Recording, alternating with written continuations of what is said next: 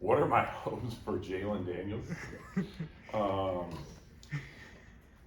my hope would be that he can be the guy that I see every day in practice, the guy that I see every day that I've been here. That I think he's a guy that's really comfortable with who he is. I think he's a guy that brings a lot of energy and excitement to the team, not just through his play, but just by his personality. And I'd love to see him, like everybody, have the opportunity to be healthy and play every down and lead our team to a championship. And I have no reason to think that wouldn't be the case based on what I've seen so far. Jared Casey has lost about 10 pounds, kind of reshaped his body and everything. What have you seen from him so far? Yeah, wow, 10? First I would just say Jared is one of the most consistent workers on our team. Just an incredible consistency, willingness to prepare, willingness to do whatever it takes. And often you see a guy who's as far along in his career as Jared is, and they're thinking about fine tuning things. They're talking about just getting a little bit better at maybe some more elaborate pieces of the game, some more sophisticated parts of the fundamental piece of the game, as opposed to I'm going to go out and try to come in the best shape of my life and drop whatever 3 or 4% body fat. That's hard to do, you know. I mean, I wish I could drop 1% right now, but commitment. That's what I see from him. I see commitment and a willingness to do whatever it takes. And I would say everything that we've seen from him in the past, I would expect to see that and just a little bit better at everything. What was the process like with Leighton Cure, in terms of you guys kind of finding him and then that transfer recruitment and everything, and what have you seen from him? Well, I guess I would just say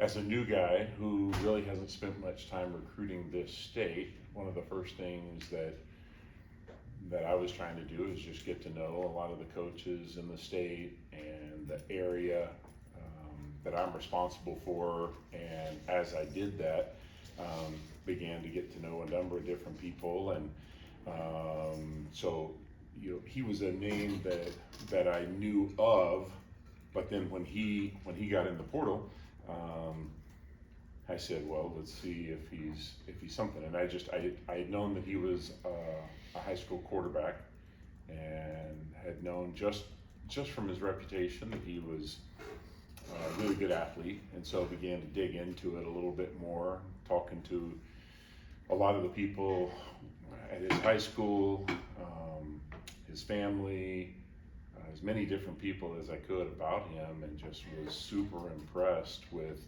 everything that I saw, and really felt like he was someone that was a lot more than what people had given him credit for. And maybe like some other guys who had played a different position in high school than what they're playing now, maybe get under recruited, small school. COVID year, far western Kansas. Sure. And so I think there were a lot of things that contributed to that. Watching his high school film and his early film from Fort Hays, thought he was a guy that had the requisite skill set. But then when I watched his most recent film from this past season, I could tell he was a guy that really worked at his game, and you could see the jump that you would hope to see from a guy who was now becoming a tight end. But I saw a guy who was really athletic, could run and catch. And so that, on top of everything that I heard about him as a person, just being, the hardest working kid in the school and the guy that everybody looks up to. And you see that now. When you have a player who used to be a quarterback and he's not the only one on the offense, just how does that kind of inform the way they play whatever their current position is? I think they come in with a little bit bigger view of the football world, and hopefully have a better idea of what the big picture is. It also depends what kind of, what level of quarterback were they playing and what style of offense and all that. He ran the ball a lot in high school, but has a decent arm too, so maybe we'll give him an opportunity for a tight end pass. I have thrown a pass with a tight end in a game, so it wouldn't be the first, and we're ready for it. But yeah, I think he's got a good big picture of the game. Jeff, when you look at the tight end group, what do you see just early in fall camp? Competition, a lot of competition. And the thing that I said in my first tight end meeting was that everybody, and I looked at Jared and I looked at Trevor and pointed at them specifically and called them out by name, including you, Jared, you, Trevor, guys who have played, has to earn their reps. And I think we've got more competition than we had in the spring. We have more bodies, we have more able bodies. We have a number of different guys who could do a number of different things, and that's a good thing. Competition finds the best in most people. The saying is competition brings out the best in everyone, and I don't know if that's necessarily true. I think it brings out the best in the best competitors. And so the next 3 weeks, 4 weeks, we'll see. But I think there are a lot of guys who could find themselves on the field this year. We talked to Lance yesterday about the rule change allowing analysts to coach on the field, and I'm just wondering your thoughts on the impact that can have, especially as someone who brought a couple analysts with him here to get you.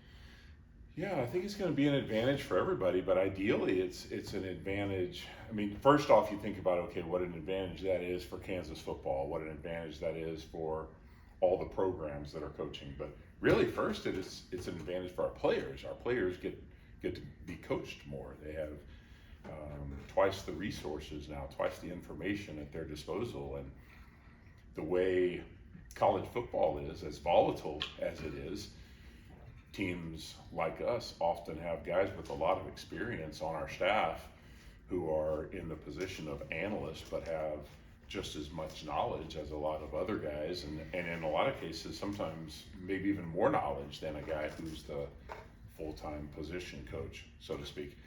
And so what I think it does, it puts more eyes on our players, and it gives them more opportunities to be coached, and then it gives those guys, our analysts, opportunities to improve and do things that, I guess do the thing that they love to do. There's a lot of stuff behind the scenes that we all do, but coaching is what everybody wants to do.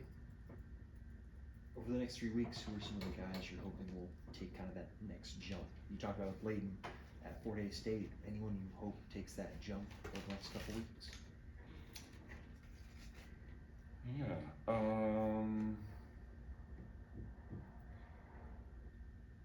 Normally I would have a pretty good list with as much experience as we have coming back on this offense. I think I would say you probably got 3 different buckets you could put guys in. There's that bucket of guys who have played a lot and are really good players, Jalen and all of our receivers and the running backs and guys who have a lot of ability and a lot of experience. Well, for a team to win a championship, your best players have to play great, and we need all of those guys to play better than they've ever played if we're going to win a championship. Playing like we played last year isn't good enough. Even though it was a great season, that's not good enough to win a championship. And so first, all those guys need to take another step. And then I would say there are a few of those guys that are newcomers or young guys. Well, we don't have as many on this team right now. Layton would be one, Carson, another tight end, handful of linemen. Those guys we're trying to find out a little bit about, and so you'd like to see them take another step. You'd like to find out a little bit more about who they are. And then there's a group in the middle that have proven that they're in the mix, but not quite sure if they're really good enough to help us win games in this league or not. And I would say the bulk of that lies with the offensive line. And so you could say that probably as a group, I'm looking for that entire unit to take a step forward. You added Bryce Foster about 6 weeks ago. What does he need to do to get situated and stake out his place in the offensive line? What does he do? Yeah, well, what does he need to do to? He's got to put in a lot of time and effort. He's got to prove to his teammates that he's the guy who should be our starting center or guard. He can play guard, but he's got to prove that he's one of our best five. If he's going to be our starting center, he's got to prove that he's got the work ethic, the communication skills, and the leadership necessary to be the guy that's making a lot of the calls and directing a lot of the things for us up front. And I think the offensive scheme that he's played in is one that was fairly versatile, and so he comes in with a pretty broad knowledge of the game, and I think that helps him. The rest of it is just terminology and verbiage. Somebody may have called something one word when the center and the left guard are going to work a combination block, and we might call it a different word, and that's just learning a little bit of new language. And I think this summer he's already done most of that, and so I would say it's just really proving that he's the guy. Jeff, at that center spot with Foster, who else is kind of competing at center? Yeah, so brought in Shane Baumgartner last spring, and I thought he had a solid spring. It looks to me thus far that he's had a really good summer.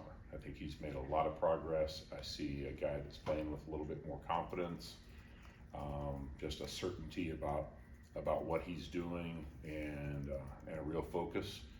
Mike Ford has played some center in the past, and I would say is a guy that could be in the mix, but is also very comfortable playing guard as well. Coach, how do you keep the rest of your wide receiver room locked in and focused and know that they're valued even when those top three guys might get up over the targets? Yeah, that's a great question. I would start with the way that we practice is a little bit unique. We, in most drills, run 2 huddles, and in doing that, we get more reps than probably most people do in a shorter amount of time, and more players get reps, more players get opportunities. And so you come out of fall camp and spring ball with everybody really having had opportunities, and that's the first thing everybody needs. Everybody needs an opportunity.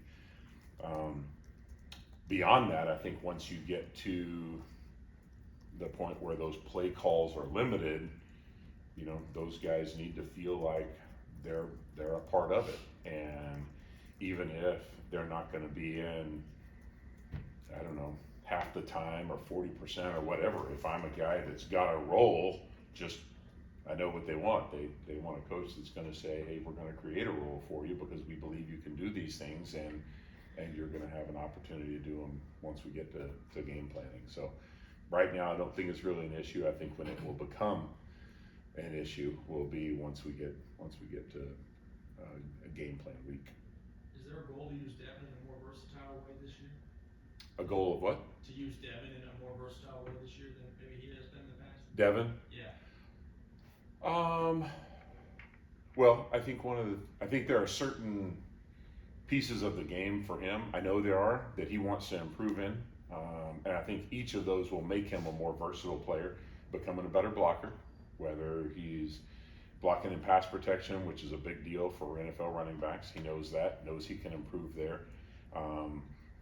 Blocking for the other back. We got, 2 really talented backs on this team, and with that being the case, there are times where we need to have both those guys on the field at the same time, but there's only one football. And so the other guy sometimes can be a diversion, but not always. Sometimes there's call for that guy to go and block as well, even in the run game. And so I think that would be one. I think he recognizes he can improve as a route runner and a receiver, and certainly can see that being a piece of it as well. I would say those 2 things would be the main things. Along those same lines, Jalen said yesterday he thinks that there'll be guys lined up in different spots more so than we've ever seen, guys moving around, different things. And he obviously didn't give anything away, and you won't either. But I wonder, is that your influence, or is that sort of just the natural progression of things, or? Yeah, I think it's both. Okay. I think it's both. I would say, I hope what he says is true. How much of that we can do is dependent on how much our players can handle. You know, you would love to, as a coach, you would love to have, if you had 75 plays in a game, you would love for every one of those plays to look like you shifted and you motioned and you had misdirection and nobody knew where the ball was going. Like every play looks like a trick play. Like everybody goes, why don't you run more of those? Because they're hard, you know, they're hard to execute. There are a lot of moving pieces to those. But you'd love to be able to say that you can do as much of that as possible, and the limit of it is only how much our players can actually handle. The positive is I think they can handle quite a bit, and what's been done here already has proven that they can do quite a bit, and I got to give Andy and the other coaches credit for that. I mean, I've walked into a situation where we not only have talent and experience, but there's a system in place that the players know and are able to execute with a lot of moving pieces at a very high level. And so what I'd like to do is just do even more of it, and it's something that I've always believed in, and at some times in my career have been able to do more or less of it depending on the situation. But I would say we're in position right now to do more than I've ever done. Anything else, Travis?